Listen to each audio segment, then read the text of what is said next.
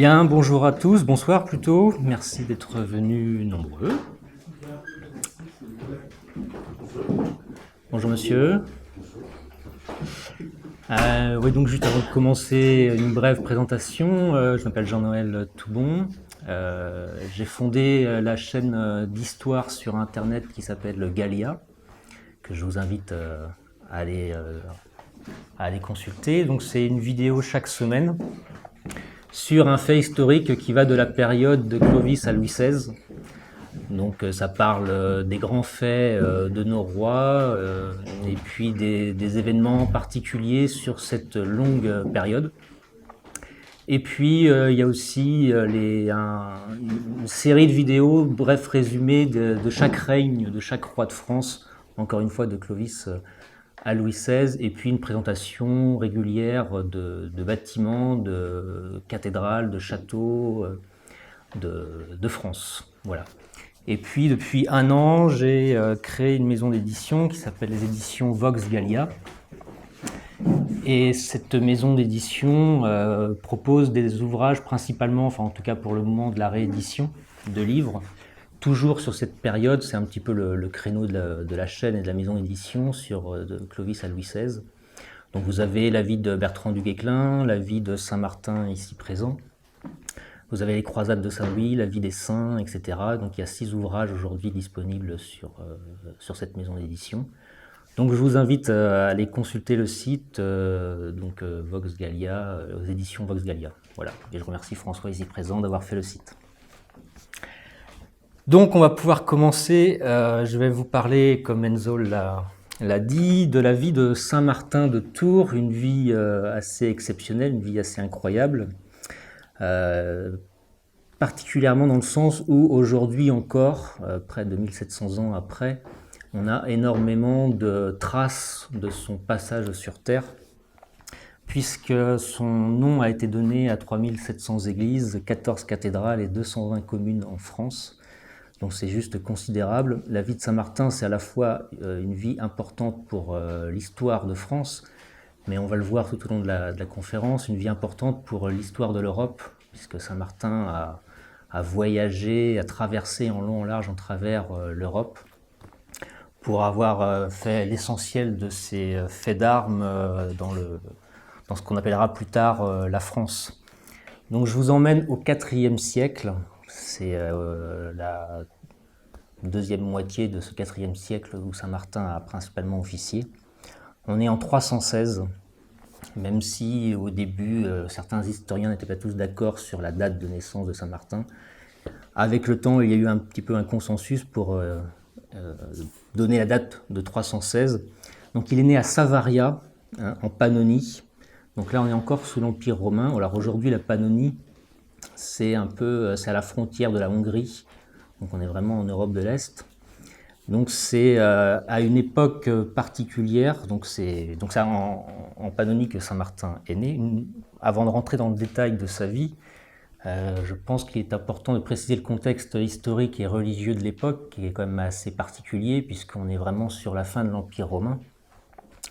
Et on est dans les débuts de la chrétienté qui va se révéler avec le temps. Et Saint-Martin, avec d'autres évidemment, comme saint Ambroise, ont participé énormément à l'émergence et à la stabilité et à la diffusion de la foi chrétienne. Et quand Martin est né en 316, 3 ans auparavant, en 313, il y a Constantin Ier, le grand Constantin, qui a permis à la foi chrétienne de rentrer dans la légalité par ce qu'on appelle l'édit de Milan. Donc, Constantin, c'est le fils de la grande Sainte Hélène. Encore une fois, il y aurait matière à dire sur cette mère. Donc c'est grâce à Constantin que les chrétiens, les catholiques ne sont plus dans l'illégalité, ne sont plus persécutés. Ça faisait déjà un long moment que les chrétiens pratiquaient leur foi dans la clandestinité. C'était très compliqué d'être chrétien à cette époque-là, et grâce à Constantin, ça y est, les chrétiens vont pouvoir pratiquer leur foi de façon officielle, sans être martyrisés. Et donc cette liberté religieuse, la légalité du christianisme, va évidemment considérablement aider Martin en toute sa vie, ainsi que d'autres grands saints, parce que c'est une époque où il y a énormément de saints. Tout était à faire. L'Empire romain commençait à se désagréger, et puis grâce à ces grands évêques, à ces grands papes, ce qui va devenir le royaume de France va permettre d'être un peu plus stabilisé. C'était la seule structure, la seule institution encore qui allait être encore debout, qui allait permettre au royaume de France de pouvoir traverser les siècles comme on le connaît aujourd'hui. Notamment Dioclétien, un empereur qui a particulièrement persécuté les chrétiens avant l'édit de Milan. Et donc, pour vous rendre compte un petit peu de la proportion à l'époque, donc l'Empire romain, c'est 50 millions d'habitants. C'est en grande partie, pour faire très simple, très résumé, l'Europe d'aujourd'hui. Et il y avait seulement, même si ça semble quand même un petit peu conséquent, mais 10% de la population de l'Empire romain était des chrétiens. Donc Martin, qui est né en Pannonie, on était vraiment aux confins de l'Empire romain. Donc il était vraiment confronté très régulièrement à des provocations des païens, des barbares, etc. Et il n'y avait pas beaucoup de chrétiens, quelques-uns. Et donc il en a rencontré à cette époque-là, mais pas beaucoup. C'était vraiment dans les premières années de sa vie. Et c'est à partir du moment où il a 10 ans, où sa foi va commencer à se révéler. Mais avant de rentrer dans le détail, il va faire son premier voyage. Saint-Martin, c'est énormément de voyages. Vous allez voir au fil du temps, il va vraiment traverser l'Europe. Et à chaque voyage, il va commencer à développer des qualités chrétiennes, etc., de plus en plus conséquentes pour arriver à être évêque et puis par la suite saint. Pour comprendre Saint-Martin, il faut comprendre aussi dans quel contexte familial il a évolué. Donc son père et sa mère, c'est important aussi de les connaître. Son père, Servius, donc c'est un homme qui a toute sa vie évolué en tant que tribun militaire, donc c'était un officier de l'Empire romain. Il a commencé en tant que simple soldat et toute sa vie, il a évolué en tant qu'homme d'armes de l'Empire romain. Et il avait une admiration pour l'Empire romain, pour les dieux romains. Et il va élever son fils dans cette admiration la gloire des dieux de Rome. Et tout au long de la vie de Martin, il va le voir d'un très mauvais œil. Il ne va pas du tout accepter la foi naissante de son fils, ce qui ne sera pas le cas de sa mère, on le verra plus tard. Mais son père est très réfractaire, va être tout au long de sa vie très réfractaire à la foi de son fils, très fidèle à l'Empire. Sa mère, Sabina, donc c'est une femme, comme toutes les femmes à cette époque, sous l'Empire romain, fidèle à son mari, fidèle à l'Empire,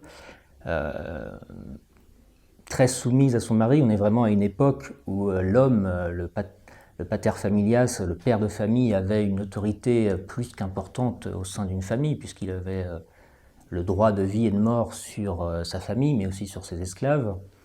Donc elle a évolué en tant que femme de militaire, soumise à son mari, pas encore dans le sens bien pensé, dans le sens chrétien. Et son nom, Martin, n'est pas le fruit du hasard, puisque c'est Martinus, et donc c'est le dieu de la guerre, le dieu Mars. Donc on voit vraiment cette volonté du père d'attribuer à son fils une dimension militaire, martiale, qui va être très prégnante tout au long de sa vie. Et à cette époque-là, le fils, quand on est fils d'officier romain, sa carrière était déjà toute tracée. Il allait finir en tant que soldat de l'Empire romain. Il n'avait guère le choix finalement. Et donc là va commencer le début de son grand périple. Et sans arrêt, tout au long de sa vie, ses choix, ses projets vont être très souvent contrariés. Vous allez le voir, donc là, il a déjà des prédispositions à la foi chrétienne, il a du mal forcément à l'expliquer, il est très jeune, il a une dizaine d'années. Et il va devoir partir avec toute la famille puisqu'il est muté. Donc on est en 326. il a 10 ans, son père est muté en Italie du Nord, à Pavie. Il suit les garnisons en tant qu'officier de l'armée romaine. Et là, Martin, en tant que jeune enfant, va découvrir de façon plus importante la foi catholique, dans le sens où à Pavie, il y a beaucoup plus de chrétiens qu'en Pannonie. Et tous ses petits camarades de classe, pour certains d'entre eux en tout cas, seront chrétiens. Et il va être confronté à des gens qui ont déjà la foi chrétienne, qui sont déjà baptisés. Et son attirance pour Dieu va vraiment décupler à ce moment-là. Ça va vraiment être le point de départ de sa foi, qui était vraiment balbutiante, toute naissante quand il était enfant. Et là, ça va se révéler au contact de ses amis une fois qu'il est à Pavie. Et il est attiré, il ne l'explique pas, par ce Dieu différent des dieux que son père lui a appris, enseigné.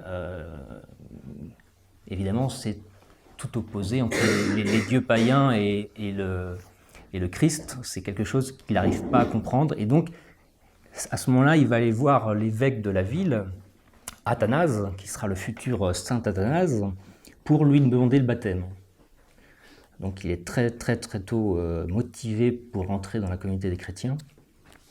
Sauf que l'évêque va lui faire comprendre que c'est pas possible pour le moment pour lui d'être baptisé, dans le sens où il faut un minimum de formation avant d'être baptisé, mais il lui fait comprendre que même s'il ne peut pas être baptisé, il peut recevoir le baptême de l'Esprit Saint et de prier, d'avoir une pratique quotidienne chrétienne sans forcément recevoir le baptême.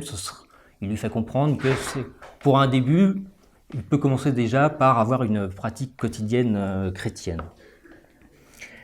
Et donc vers ses 15 ans, il est sûr, il veut se consacrer entièrement à Dieu et devenir ce qu'on appelle un ermite. C'est-à-dire qu'à cette époque-là, la vie monastique n'existait pas. Et on le verra, c'est saint Martin qui en sera à l'origine. Et donc, il n'y a pas de moines, quelques-uns, mais en Orient, mais en Occident, il n'y a pas de vie monastique. Et ce sont essentiellement des ermites qui vadrouillent ça et là et pratiquent leur foi de façon très spartiate, très rudimentaire. Et donc, lui, il veut devenir ermite, qui était très répandu à l'époque comme pratique. Et évidemment, à 15 ans, il est sous l'autorité de son père qui refuse catégoriquement ce que pour son père, Martin aura une vie militaire. Et il est hors de question qu'il rentre dans les ordres, qu'on appellera plus tard les ordres. Il n'imagine pas du tout son fils en ermite, à vadrouiller à travers l'Europe. Donc il doit se réviser un petit peu et attendre, être patient. Et là, il y a un édit impérial qui va être promulgué. Encore une fois, ces plans vont être bousculés.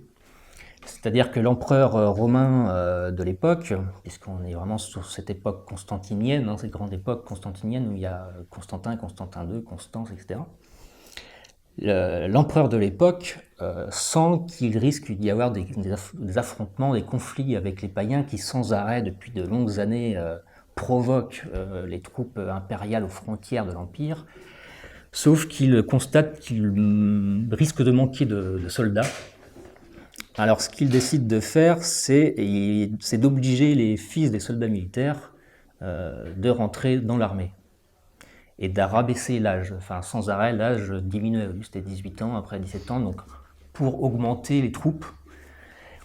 Et donc, comme il a 15 ans, Martin sait qu'il va devoir un peu attendre, encore une fois, pour devenir un serviteur de Dieu. Et il va devoir écouter son père, il n'a guère le choix, et de rentrer dans les armes. Ce qu'il faut savoir aussi, c'est que c'était extrêmement mal vu si un fils, évidemment, n'entrait pas dans les ordres. C'est pourquoi son père a dénoncé son fils pour être sûr qu'il rentre bien dans les ordres, parce que son père pouvait avoir des représailles derrière. Parce qu'une fois qu'on est vétéran, enfin on le verra plus tard, mais une fois qu'on est vétéran, l'Empire vous attribue des terres pour que vous puissiez finir vos jours, etc. Et si votre fils n'a pas fait son service militaire, n'est pas rentré dans l'Empire, on pouvait vous retirer ce genre de choses. Donc il a préféré dénoncer son fils. Donc Martin va devoir entrer dans les... devoir faire son service militaire. Et donc là, il est muté à Trèves. Il va suivre une formation militaire de cavalerie de Trèves. Donc Trèves, c'est en Allemagne, pas très loin de la frontière française d'aujourd'hui. Et à 18 ans, il va prononcer son serment de fidélité à l'empereur. Donc jusqu'à ses 18 ans, il va simplement suivre une formation sans forcément être officiellement, si je puis dire, militaire de l'Empire romain. Et donc le serment, c'est « Je jure de servir l'empereur, d'obéir à mes chefs, de périr plutôt que de fuir ». Voilà, le message est plutôt clair, quoi. Alors il est muté dans une garnison très élitiste, très réputée, qui a fait ses armes, qui a une grande réputation. Ce sont les lanciers de Sabari. Donc si vous vous souvenez bien, c'est sa ville d'origine. Et donc les jeunes sous-officiers, c'est ça, les sous-officiers, sont principalement recrutés auprès des jeunes originaires de Sabari, donc il y avec des gens qu'il connaît de par ses origines, et il élise domicile, si je puis dire, à Amiens. Pas très loin de Trèves, mais en France aujourd'hui. Donc il est nommé sous-officier. Il aura la fonction de circuitor. Circuitor, c'est un sous-officier qui a pour fonction de patrouiller, de longer les frontières entre l'Empire romain et les païens et de veiller à ce que personne entre dans l'Empire romain, etc. Donc il est à cheval et ce sera sa fonction. Donc en tant que sous-officier, il a un serviteur, un écuyer. On peut aller jusqu'à 2 serviteurs, lui il n'en a qu'un. Et généralement, les sous-officiers les prennent plutôt pour des esclaves, c'est-à-dire qu'ils doivent absolument tout faire comme un esclave. Ce sont des serviteurs, hein, ils sont vraiment à la solde du sous-officier, sauf que Martin va avoir une attitude, puisqu'il se souvient de saint Athanase qui lui avait dit d'avoir une pratique, une vie comme un chrétien, il n'est pas encore baptisé. Donc lui, ça ne va pas être un esclave, ça va être un ami, son écuyer. C'est-à-dire qu'il va manger avec lui, ce qui était assez incroyable pour la situation. Il va nettoyer ses armes, alors généralement vous imaginez bien que c'était plutôt l'inverse. Et il va avoir une attitude vraiment de charité extrême, de soumission à quelqu'un qui est censé être inférieur à sa fonction. Et ça va étonner ses amis, surprendre d'autres, il va se faire ridiculiser par d'autres. Comment un sous-officier peut-il avoir une telle attitude vis-à-vis d'un simple écuyer, d'un simple esclave? Mais lui, il n'en a que faire. Il maintient cette pratique qu'il estime être digne de sa foi et de sa future, en tant que futur chrétien. Et il se maintient. Mais par contre, il sait très bien que il est quand même sous-officier. S'il est rentré aussi jeune dans l'armée, c'est qu'il risque d'y avoir des conflits qui risquent d'arriver. Donc il sait très bien qu'un jour ou l'autre, il risque d'être confronté à la violence de la guerre. Mais il maintient cette douceur, cette charité. Mais combien de temps va-t-il pouvoir tenir? Il ne le sait pas encore. Et donc son premier fait notable, qui est resté dans toutes les mémoires, qu'on voit encore en peinture, en dessin, un peu partout, c'est un peu la seule chose qu'on a retenue de Saint-Martin, mais c'est pas des moindres, c'est à l'hiver 334 à Amiens. Qui a déjà vu des tableaux du manteau de Saint-Martin? Ouais, quand même, ouais, d'accord. Et donc à ce moment-là, donc, il patrouille avec son écuyer. L'hiver est très rude, il y a énormément de pauvres dans la ville d'Amiens, aux portes d'Amiens. Et lui, il passe son temps à donner l'essentiel de sa solde à tous les pauvres qu'il voit. Et tous ses vêtements. Jusqu'au moment où il tombe, alors le vêtement romain, on l'appelle la chlamyde. Et donc il avait en plus une veste de laine en plus sur sa chlamyde. Et quand il voit ce pauvre, ce mendiant, il décide de s'arrêter et de lui donner la moitié de son manteau. Et donc du coup, il a pris son épée, coupé coupé son manteau et donné sa partie qui lui était attribuée. Et il a donné la moitié de son manteau à ce jeune, pourquoi je veux dire ce jeune, à ce mendiant. Et la nuit suivante, il aura cette visite du Christ dans son sommeil, en songe, et il entendra le Christ lui dire « Martin, reconnais-tu ce manteau ?» Oui. « Martin, encore catéchumène, m'a revêtu de cet habit. » Voilà. Donc en fait, finalement, ce manteau, ce n'était pas un mendiant qui le donnait, c'était au Christ. Véritable œuvre de charité. Donc sa vie chrétienne prenait vraiment un nouveau départ, enfin vraiment c'était le point de départ du grand Saint Martin qu'on va connaître dans les années suivantes. Et à ce moment-là, il est délivré de l'autorité de son père, et il songe à se faire baptiser rapidement. Donc il va à la cathédrale d'Amiens, il va visiter l'évêque d'Amiens, qui lui explique évidemment encore une fois qu'il va falloir être un peu formé, et donc à la Pâque suivante, il sera baptisé, il va recevoir le baptême et la confirmation, et lui, il reste toujours décidé à fuir l'armée pour vivre une vie de chrétien, d'ermite et de futur moine. En 336, donc là on est encore en Allemagne, enfin il va retourner en Allemagne, à Worms. Constance II, l'empereur, prépare une guerre contre les Allemands, contre les Germaniques, et avant l'affrontement, l'empereur réunit tous ses officiers et ses sous-officiers pour leur donner leur solde avant la bataille. Et là, il y a un autre fait important, très représentatif de la vie de Saint Martin. Au moment où Martin arrive devant l'empereur pour recevoir sa solde, il demande à l'empereur d'être délivré de son engagement militaire et ne veut pas combattre. Et il lui dit « Depuis ma jeunesse, j'ai combattu pour l'Empire, maintenant c'est Dieu seul que je veux servir. Réserve tes dons à ceux qui vont livrer bataille, je refuse de participer à ce massacre, laissez-moi aller. » Sauf qu'évidemment, l'empereur va très mal le vivre, mal le prendre. Il va être considéré comme un lâche, comme quelqu'un qui a peur, qui ne veut pas se battre. Pour un sous-officier, c'est vraiment quelque chose d'inacceptable. En fait, comme il est pris pour un lâche, il ne veut pas évidemment être perçu comme quelqu'un de lâche, et il va répondre à l'empereur « Si ma demande est attribuée à un sentiment de lâcheté, plutôt qu'à l'ardeur de ma foi, demain je me tiendrai debout et sans armes et en avant de l'armée, et au nom du Seigneur Jésus, muni du signe de la croix au lieu du casque et du bouclier, je pénétrerai hardiment les bataillons ennemis. » C'est-à-dire que là, c'est un peu l'opposé de la lâcheté, c'est même pire que ça. C'est-à-dire qu'il est prêt à aller se battre, mais sans armes. Donc en gros, il est voué à une mort rapide et certaine. Qu'à cela ne tienne, l'empereur le prend au mot et il veut être sûr qu'il tienne son engagement héroïque. Et c'est à ce moment-là qu'il l'emprisonne pour être sûr que le lendemain matin, il soit bien sur le champ de bataille pour faire ce qu'il a dit. Donc évidemment, il passe sa nuit en prière pour demander, j'imagine, la force nécessaire pour pouvoir être présent face à l'armée ennemie. Fait de la providence pour les croyants, le hasard pour les non-croyants, les Allemands vont demander la paix et ne vont pas combattre.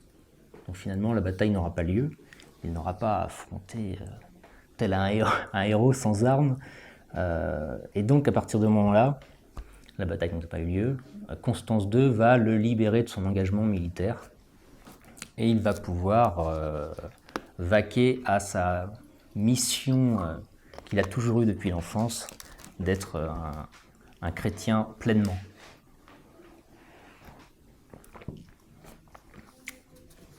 Donc là, il va faire un autre voyage vers Poitiers, autre ville très, très importante de la vie de Saint-Martin. Et quand il était à Trèves, l'évêque de Trèves était un poitevin, donc il connaissait très bien la région. Et aussi dans l'environnement de Saint-Martin, il y avait énormément de personnes originaires de la région. Et il y avait l'évêque du coin qui s'appelle Hilaire de Poitiers, le futur saint Hilaire de Poitiers, qui était un païen converti au christianisme, très érudit et très réputé. Sa réputation avait vraiment parcouru des kilomètres et il était connu vraiment dans une bonne partie de ce qu'on pourrait appeler la France d'aujourd'hui. Donc il l'invite à aller rencontrer Saint-Hilaire pour pouvoir suivre une formation digne et pointue. Donc il fait ce voyage vers Poitiers, donc il traverse une partie de la France. Et quand il arrive à Poitiers, Saint-Hilaire aimerait en faire un prêtre, sauf que Saint-Martin se sent indigne du sacerdoce de prêtre.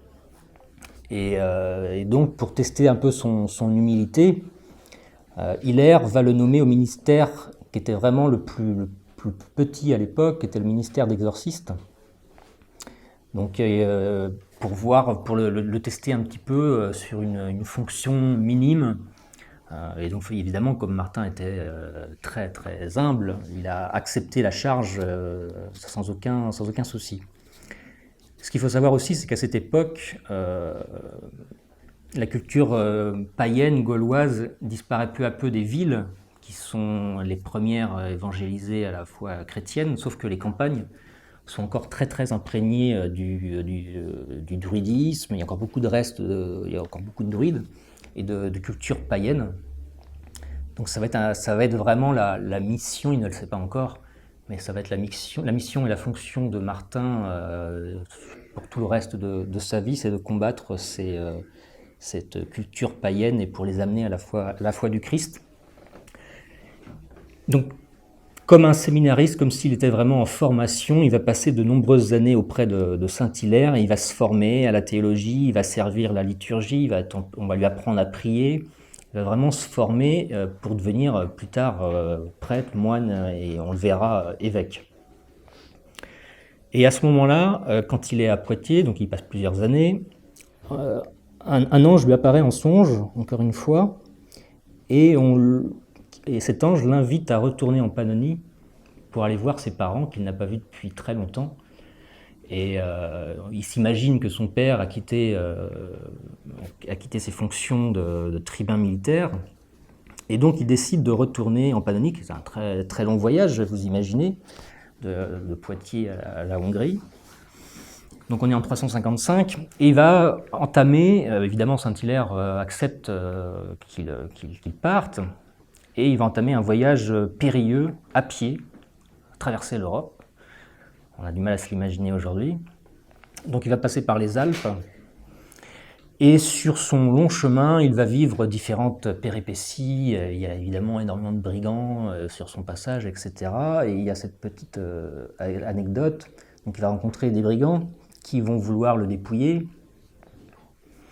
Et au moment où un des migrants, avec sa hache au-dessus de la tête, prêt à l'exécuter, donc il le fouille, il se rend bien compte qu'il n'y a absolument rien à voler, puisque Martin, vous imaginez bien sa tenue, hein, il y avait 3 guenilles et 2 sandales. Et les bandits sont assez subjugués parce que Saint-Martin se met à genoux et attend la sentence du coup de hache, et donc c'est un petit peu déstabilisé.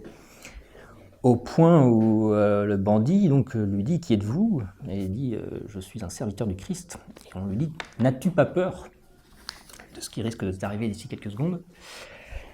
Et il lui répond « Je n'ai jamais été si tranquille, car je sais que la bonté divine m'assistera surtout à l'heure du danger, mais je crains pour vous qui vous rendez indigne de miséricorde par le métier que vous faites. » Et donc à ce moment-là, un débat très long, si on le verra tout au long de sa vie, il va vraiment prêcher le débat plutôt que la force, convertir par la parole plutôt que par l'épée. Et ils vont s'engager dans une discussion, dans un débat, et les bandits vont être touchés, impressionnés par cet homme tout à fait incroyable. Qui sait, peut-être qu'ils ont abandonné leur vil métier. Et donc il passe par les Alpes et il arrive en Pannonie. Nous avons de la musique, c'est parfait. Et il arrive auprès de ses parents, évidemment très, très vieux, et son père, un peu attristé par le parcours de son fils, comme je vous l'ai dit, il n'imaginait pas du tout avoir cette mission. Mais il est toujours réfractaire à la foi chrétienne et il n'arrive toujours pas, enfin Martin n'arrive toujours pas à convertir son père, c'est peine perdue, il est vraiment à la fin de sa vie, donc il a très peu d'espoir d'y arriver, sauf qu'il va réussir à convertir sa mère. Donc c'est quand même en partie 50% une réussite d'avoir converti une partie de ses parents, enfin sa mère en tout cas. Et à ce moment-là, quand il est donc de retour en Pannonie, il y a une hérésie qui fait rage à cette époque et qui va faire beaucoup de dégâts, qui est l'arianisme. Et donc c'est une hérésie qui va vraiment se répandre à travers toute la Gaule, au point, enfin c'est très violent à cette époque, c'est-à-dire c'est beaucoup plus violent que la crise par exemple que connaît aujourd'hui l'Église, hein. C'est-à-dire que là les évêques peuvent en venir aux mains, ça peut même aller beaucoup plus loin. Certains se font exiler, sont contraints à l'exil, enfin c'est vraiment très... dès qu'on sort du dogme, ça rigole pas, quoi. Au point où saint Athanase a été exilé plusieurs fois de son patriarcat d'Alexandrie. Donc les Ariens sont opposés au concile de Nicée qui a eu lieu en 325. Et donc en gros, les Ariens ne reconnaissent pas la divinité de Jésus. Pour lui, Jésus n'est pas Dieu. Donc évidemment, ça va en contradiction totale avec le concile qui a statué sur cette question. Et donc, encore une fois, Martin est dans cette dynamique de débat, des discussions pour pouvoir convaincre les hérétiques à revenir dans le champ du concile de Nicée. Donc des débats s'instaurent.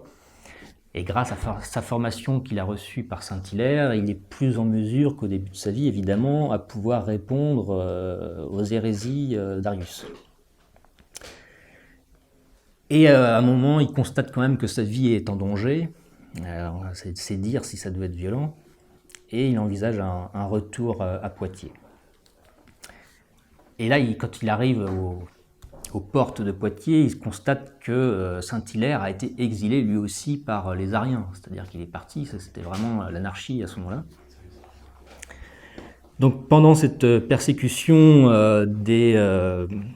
par les Ariens, il se réfugie sur une petite île, en attendant que ça se calme un petit peu, puis revient à Poitiers où Saint-Hilaire, enfin pas encore Saint-Hilaire, Hilaire, a pu revenir du côté de Poitiers, ça s'est calmé, il revient avec son formateur, son maître, Saint-Hilaire. Donc là, on est retour à Poitiers, hein, vous commencez à voir un peu le parcours de Saint-Martin, c'est juste incroyable. Et c'est à ce moment-là où Saint-Hilaire va faire de Martin un prêtre. Là, il va accepter ce sacerdoce. Et, à mon avis, il doit s'en sentir un petit peu plus digne. Mais Saint-Hilaire ne veut pas forcément en faire un moine consacré à la prière dans son monastère, etc., même si le monastère n'est pas encore développé. Il veut en faire un moine apostolique. Il doit sentir chez Martin des capacités à aller prêcher l'évangile, et donc il l'invite à avoir cette mission d'aller évangéliser les campagnes encore païennes. Et Martin décide de se mettre un petit peu en retrait de Poitiers, pas très loin, à Ligugé, où il y a encore le monastère de Ligugé aujourd'hui, donc il ne reste pas grand-chose du monastère de Saint-Martin, il y a encore les fondations. C'était un monastère en bois, hein, pas en pierre, c'était vraiment rudimentaire. Il y avait une dizaine de moines qui l'ont accompagné dans ce monastère. Et c'était volontaire d'être un petit peu en retrait de la ville, puisque comme je vous le disais, les villes étaient un peu plus évangélisées, contrairement aux campagnes, mais ils voulaient pas forcément être très loin de la ville pour pouvoir continuer à échanger avec Saint-Hilaire et continuer à suivre sa formation.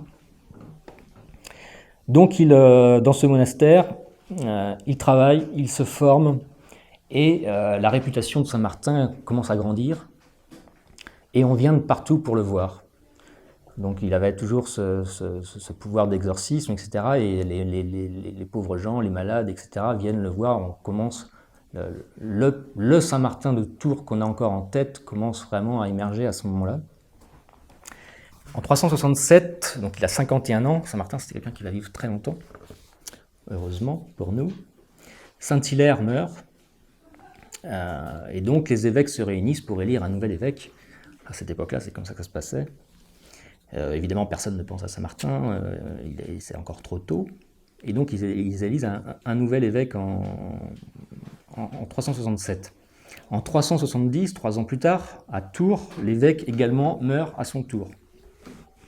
Donc les évêques se réunissent, mais là, ça ne va pas du tout être la même chose, puisque la population de l'époque avait peu confiance dans ces évêques à Tours.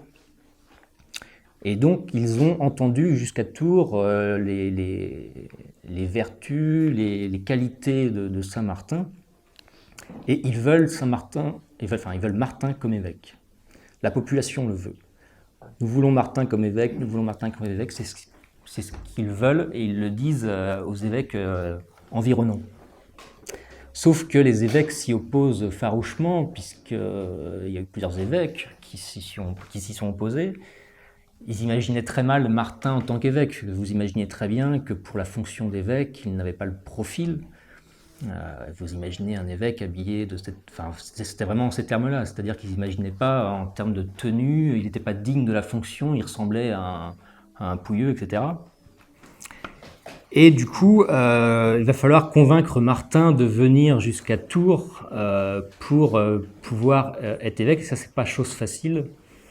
Donc, ils utilisent une petite ruse. Un des habitants de Tours fait savoir à Martin qu'une personne de son entourage est en très mauvaise santé pour pouvoir le faire venir. Ils font quelque part appel à sa charité, à sa bienveillance, etc. Et Martin va aller en direction de Tours pour aller au chevet de cette personne en mauvaise santé. Et plus il approche de Tours, et plus la foule devient de plus en plus nombreuse. Et il s'aperçoit finalement que la finalité de la chose n'était pas tant d'aller au chevet de cette personne, mais d'aller l'emmener vers l'évêché de Tours. Et donc les évêques s'inclinent, acceptent Martin comme évêque, lui aussi accepte la fonction importante d'évêque, et il accepte sans changer son attitude et sa tenue finalement. Il va être un évêque qui n'aura pas le faste que les évêques pouvaient avoir à cette époque. Et lui veut devenir un prédicateur, il veut enseigner. Et il va continuer cette charité légendaire, ça ne va pas le freiner dans sa fonction épiscopale. Un petit exemple pour illustrer un petit peu sa charité qui reste constante. Il va demander à un clerc de lui apporter un manteau chaud pour un pauvre présent à côté de lui. Le clerc ne veut pas, parce qu'il part du principe qu'on va encore devoir prendre un vêtement assez cossu pour pouvoir habiller un pauvre, ça l'embête. Donc il oublie un petit peu la demande de Martin.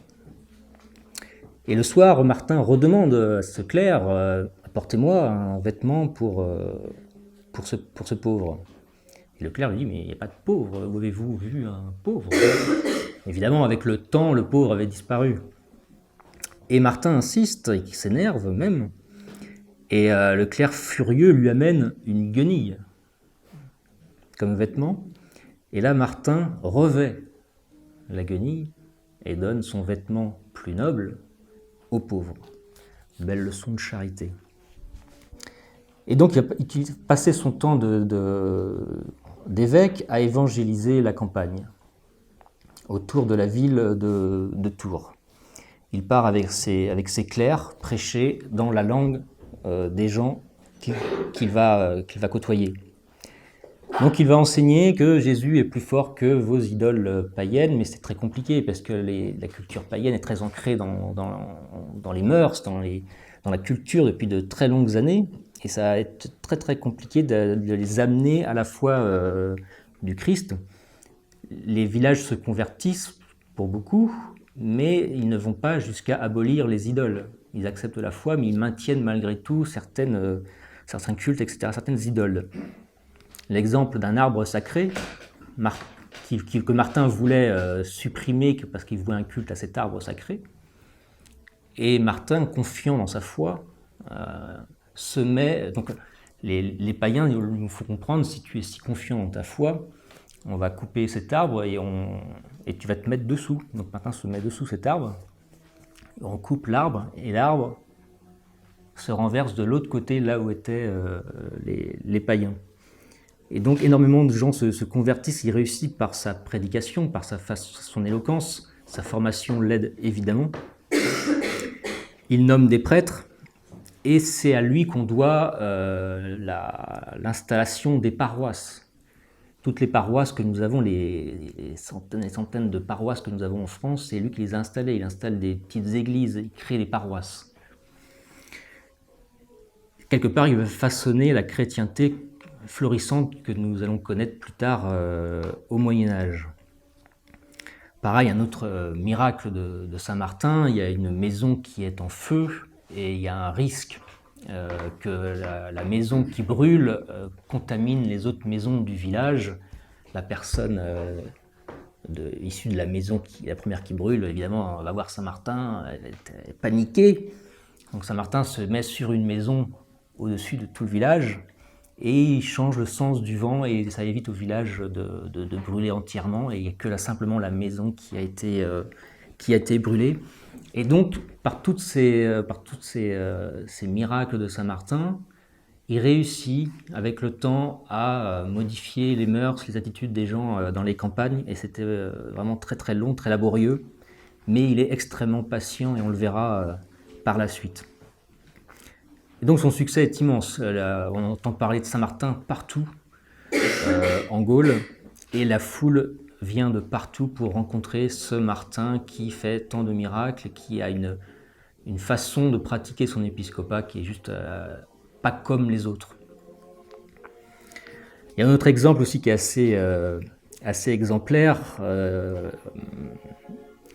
Martin arrive sur une petite route et là il voit une voiture avec les voitures de l'époque romaine avec 2 chevaux, pas les voitures d'aujourd'hui, les chars. Et donc à ce moment-là, les chevaux se braquent et les officiers romains trébuchent de leurs chars. Et donc les officiers sont extrêmement furieux, descendent et frappent violemment Martin parce qu'il n'a pas fait attention, il a fait peur aux chevaux, et bon, bref. Et donc à ce moment-là, les amis de Martin, qui n'étaient pas si loin, viennent le soigner, etc. Et au moment où les officiers veulent repartir, les chevaux refusent de repartir, ils ne veulent pas repartir. Et donc ils commencent à se poser des questions, ils viennent voir les moines qui étaient en train de soigner Martin en leur demandant « mais qui est cet homme ?» Et on lui dit que c'est Martin. Et donc à ce moment-là, les officiers se mettent à genoux, demandent pardon à Saint-Martin d'avoir été aussi violent à son égard, etc. Donc je trouve ça, et donc Martin les bénit, et puis ils peuvent repartir. Et donc au même titre qu'il a fondé l'abbaye de Ligugé, à côté de Poitiers, il fera de même à côté de Tours. Il fondera le monastère de Marmoutier, qui est encore visible aujourd'hui, comme à Ligugé donc. Et dans ce monastère, il va accueillir des clercs pour vraiment en faire des apôtres de la foi chrétienne pour qu'ils puissent aller évangéliser la Gaule. Il va vraiment les former. Il va même recevoir aussi des enfants pour former les enfants. Donc ce sera quelque part les proto-écoles, quoi. C'est-à-dire c'est les premières. Donc on va former quelques jeunes enfants. À titre d'exemple, Saint Patrick, qui va évangéliser l'Irlande, sera formé dans ce type de monastère, ce type d'école-là. Et à partir de ce moment-là, donc il a une 50aine d'années, donc il est vraiment un homme âge respectable. C'est à ce moment-là où le diable va venir le tester, le tenter, le provoquer, comme cette fois où il est à genoux à prier et il voit le Christ à côté de lui, mais il ne le regarde pas. Et donc le Christ apparu lui demande « mais pourquoi ne regardez-vous pas votre Seigneur ?» Et il lui dira « mais vous n'êtes pas mon Seigneur ». Et donc il fait un signe de croix et le songe disparaît. Et à plusieurs reprises dans sa vie, évidemment, pour ceux qui ont une vision un peu spirituelle des choses, Satan voit d'un très mauvais œil le travail de Martin, qui est d'évangéliser, évidemment, puisqu'il aura bien raison d'avoir peur, parce que son travail serait très, très, très efficace. Et Avicien, qui est le gouverneur de Tours, a la réputation d'être extrêmement violent, qui a le coup d'épée facile, très très peu charitable. Il exécute facilement les condamnés, les gens, etc. Donc Martin apprend ça et encore une fois, lui, c'est vraiment transformer, changer les gens par la prédication, par la voix, par le propos plutôt que par les armes. Et donc il décide d'aller se rendre chez lui le plus vite. Il arrive un petit peu tard, les portes sont fermées, il est arrivé un petit peu trop tard donc. Et à ce moment-là, il y a les anges qui apparaissent dans le sommeil de ce gouverneur en lui disant « il y a Martin qui est à l'entrée, allez lui ouvrir ». Donc il donne ce message à ses serviteurs, allez ouvrir à Saint-Martin, alors, sauf que les serviteurs ont sûrement l'habitude des demandes un petit peu incongrues du gouverneur, ils font pas de cas. Le songe revient, les anges reviennent, Saint-Martin est devant chez vous, allez lui ouvrir. Donc il s'agace, forcément Martin est à l'entrée, il prie, etc. pour qu'on puisse lui ouvrir. Et le gouverneur décide d'y aller lui-même. Et quand il ouvre la porte, il voit Martin devant chez lui, à genoux en prière. Et il lui dira ceci: « Pourquoi, mon Seigneur, as-tu agi ainsi envers moi? Je sais ce que tu viens me demander. Et je te l'accorde, mais retire-toi au plus vite, n'attire pas sur moi la foudre du ciel à cause de l'injure que tu viens de subir chez moi, et sache que j'ai été durement traité avant d'arriver jusqu'à toi. » Et à partir de ce moment-là, le comportement d'Avicien sera totalement transformé. Il va évidemment plus réfléchir avant d'exécuter, il va être plus charitable, il va être plus doux. Une mission, encore une fois, réussie de Martin d'apaiser les colères des gouverneurs romains, de les amener à la foi du Christ. Et il va toujours utiliser sa notoriété, parce qu'il a une notoriété qui croît avec le temps, et c'est ce que je vous disiez tout à l'heure, effectivement, il a cette capacité de pouvoir aller rencontrer les empereurs par sa fonction, et il va aller voir, encore une fois, l'empereur Valentinien, pour lui demander d'être un petit peu comme le gouverneur Avicien, un petit peu plus doux, plus charitable, parce que effectivement Valentinien, lui aussi, a une capacité à être violent. Et quand il s'approche du lieu où réside Valentinien, il se dit il y a peu de chances que j'arrive à aller approcher l'empereur aussi facilement, et en songe, il reçoit un message lui laissant comprendre qu'il va pouvoir y rentrer facilement. Et quand il arrive auprès du lieu, les gardes le laissent passer. Et Valentinien est furieux que les gardes aient laissé passer un locteux comme ça. Ouais. Et au moment, donc forcément Martin lui explique ce pourquoi il est venu. Et au moment de se lever, cet empereur se rend compte qu'il est assis sur des charbons ardents. Il ne peut pas se lever. Et son comportement change du tout au tout à ce moment-là. Et il accepte ce pourquoi Martin était venu, à savoir d'être un petit peu plus charitable dans ses décisions politiques. C'est vraiment une volonté de Martin, et tout au long de sa vie, c'est convertir et apaiser les colères des puissants et les amener petit à petit à la foi chrétienne. En 385, il a 60 ans, c'est un homme qui vieillit. Il va être confronté à une autre hérésie, qui est très, puisqu'on est vraiment dans les débuts de la chrétienté. C'est pas encore affiné comme aujourd'hui, consolidé comme aujourd'hui. Donc beaucoup d'hérésies émergent.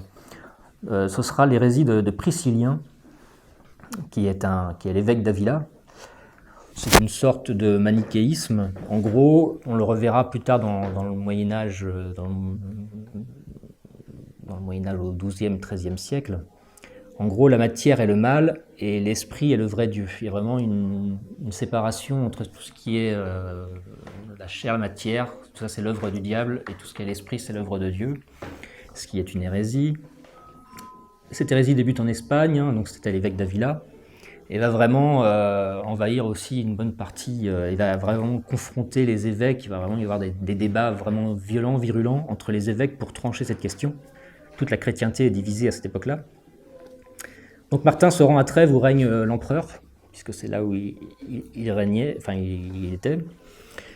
Et donc il y a un conflit entre les évêques qui sont pour le mettre à mort et des évêques qui sont contre le mettre à mort, ce Priscillien. Donc évidemment, Martin va être de ceux qui va prêcher la non-mise à mort. Il va être soutenu par saint Ambroise, qui sera aussi de cet avis. Et donc c'est l'empereur Maxime de ne pas les exécuter. L'empereur accepte, et Martin repart tranquillement à Marmoutier, confiant. Il a réussi à épargner ces hérétiques qui, pour lui, ne devaient pas être condamnés à mort, mais on devait les ramener par la prédication à la vraie foi catholique, pas par l'exécution. Sauf qu'entre-temps, les autres évêques ont réussi à motiver l'empereur à réviser un petit peu son jugement, et Priscillien est exécuté. Mais il reste tous les disciples de Priscillien qui, eux, ne sont pas encore exécutés. Donc Martin, apprenant que Priscillien l'a été, fait le chemin inverse, revient à Trèves pour pouvoir encore défendre et pour pouvoir espérer sauver les disciples de Priscillien. Saint Ambroise, encore une fois, appuiera le propos de Saint Martin.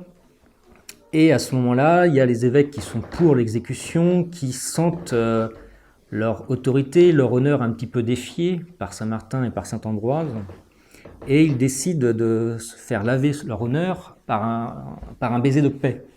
C'est-à-dire qu'ils demandent à Saint Martin, pour montrer au public, au monde, qu'il n'y a pas de dissension, etc., de faire un baiser de paix à Saint Martin, que Saint Martin fasse un baiser de paix à ces évêques-là, publiquement, pour montrer la cohésion malgré tout dans la chrétienté. Et là, l'empereur, de façon un peu machiavélique, va utiliser cette proposition et va en faire un chantage à Saint Martin. Il va lui proposer, il va lui dire, si vous faites ce baiser de paix à cet évêque, je vais épargner les disciples.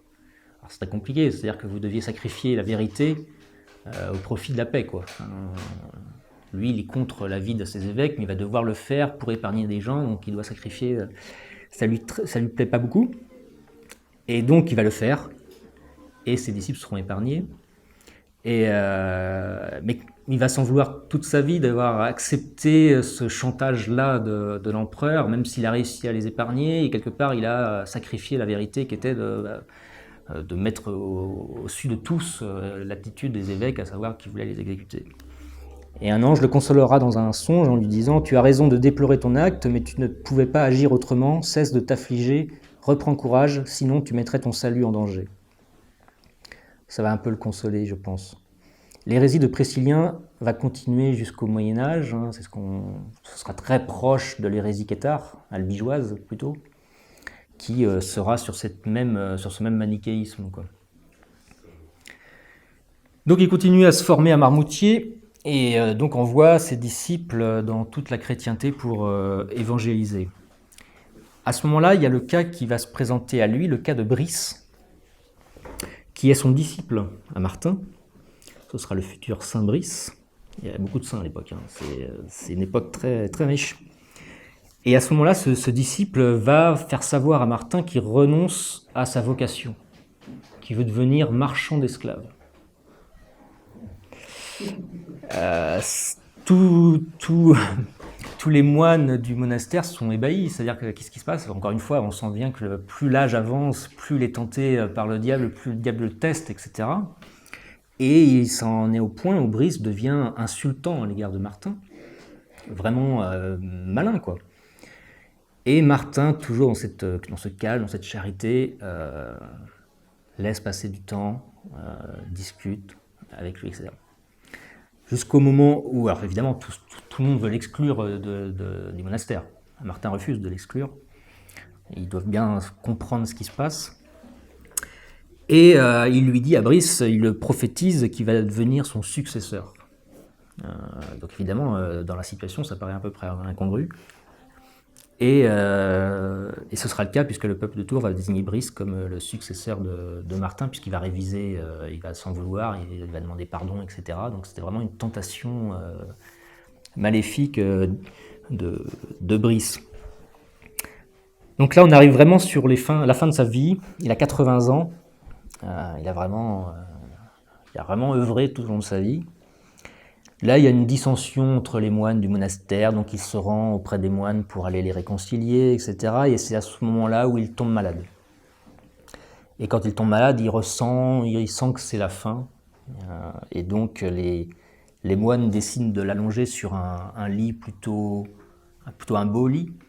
Et évidemment, Martin refuse et demande à être allongé par terre, à même le sol, sur un lit de cendres. On verra ça chez Saint-Louis plus tard, de cette même manière. Et là, le diable va le tenter une dernière fois, vraiment jusqu'à son lit de mort, hein, c'est souvent le cas, hein, jusqu'à ce que vous rendiez votre âme. Le diable, au dernier moment, va le tenter, où Martin lui dira « Bête cruelle, que viens-tu faire ici? Tu ne trouveras rien qui ne t'appartienne, c'est le Seigneur qui va me recevoir. » Donc il demande d'être allongé pour être accueilli au plus près du Seigneur. Donc il va mourir le 8 novembre 397 à l'abbaye de Cande, aujourd'hui Cande-Saint-Martin, près de Saumur. Et là, évidemment, la réputation de Martin est incroyable. On vient de partout visiter la dépouille du grand saint. Tout le monde veut obtenir le corps de Saint-Martin, c'est-à-dire qu'on se dispute sa dépouille, que ce soit Tours, Poitiers, etc., au point où une nuit, les habitants de Tours vont voler le corps et le ramener à Tours. Et c'est Brice, son successeur, qui fera construire une église au-dessus de son corps à Tours. Et donc pour terminer, on verra plus tard ce que Martin va laisser dans l'imaginaire collectif français, puisqu'au fil des siècles, le parcours et le chemin de Martin va vraiment imprégner que ce soit les souverains et même les opposants à la foi catholique. Clovis va se convertir par exemple quand il aura vu constater les miracles de Saint-Martin un 11 novembre 498. Pendant les guerres de religion, les protestants vont mettre le feu à la basilique. Une partie des reliques seront détruites. En 1792, la basilique complètement détruite jusqu'à ses fondations. On sent l'amour des révolutionnaires. Une avenue sera construite là où était construite l'église, donc vraiment il ne restera plus rien du tout, le tombeau est perdu. Vers 1835, l'évêque de Tours demandera à ce qu'on fasse des recherches du tombeau. Et on constatera qu'on retrouvera les ossements et on va lancer une souscription pour reconstruire une église. Évidemment, les républicains vont s'y opposer. Ils vont finir par réussir et une plus petite église va être construite avec le dôme qui sera juste au-dessus du tombeau. Donc voilà, c'était l'histoire d'un homme, d'un soldat, d'un évêque, d'un saint qui a contribué à faire la France et restera un des grands patrons de la France. Merci beaucoup.